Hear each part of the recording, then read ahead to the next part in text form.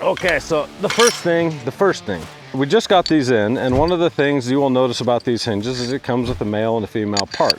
Now, I don't really care which one you install on the post and which one you install on the gate.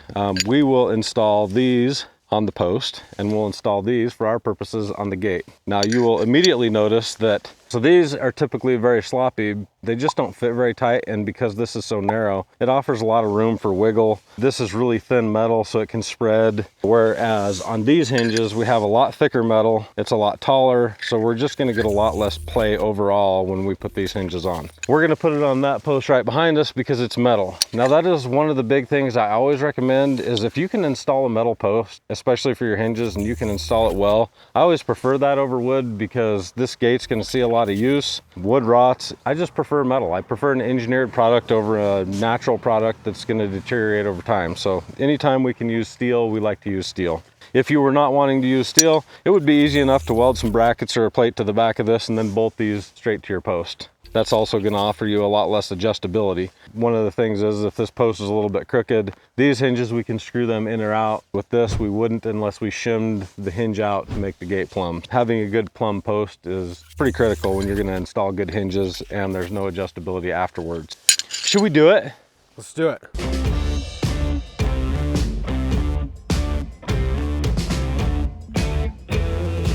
So these particular hinges have to be welded. However, if you want a non-welded version that you can just bolt on to your steel or wood post, we have some other versions of hinges that will make your gate close very well, operate much better than these cheap hinges, and you'll be able to bolt them on. So if you don't have a welder, you don't have the welding skill to do this, there are other options. Check a link down below to all of the hinges that we offer for your gate needs. The most critical things when you're getting ready to install these hinges, or any hinges, is to make sure that they're in a vertical plane. I wouldn't want it cocked off to one side or the other, and I also wouldn't want one of these rotated around the post so that it was unlevel. So we're trying to get these hinges perfectly up and down.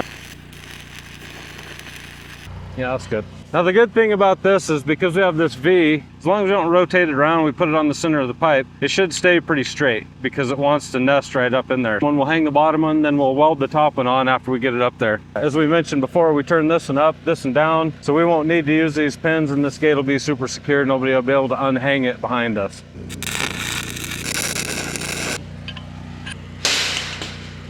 Down, up, right there.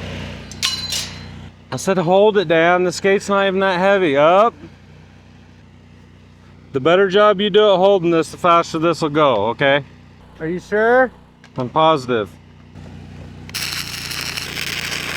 You can see that with a little bit of welding, this is super easy. Now we have a super strong gate. It's on metal, so we don't ever have to worry about this rotting, and this would last forever. So the benefit of using this hinge is, number one, it's on steel instead of wood. Number two, we have a much larger pin. So this pin is going to last a very long time. It's made out of thicker metal. You can see the metal the female part's made out of is a lot thicker and a lot heavier. It's going to be a lot harder to bend, as opposed to something like this, where these bend all the time. Most of the time you go to a gate and these ears, they'll try and clamp this bolt down, but people are trying to get these to grab. Over time, they just squish them down, and then they start crushing the pipe because the hinge is slid, and so then they'll maybe add some self-tappers and stuff, and then they get loose, and then they start wobbling around, and this is why I really, for any kind of heavy-duty application, do not like this hinge. And then these start spreading on this. If somebody rides it, because the metal's not that thick, it'll spread, and then it'll get even sloppier on your male portion. They're just cheap hinges. That's why you get them for free with the gate. It's cheap and it's easy, but it's not necessarily the best. I don't know, the true test is, can you ride it? Barely. Oh, I think the post is doing fine. The gate, not so much. The post can take it.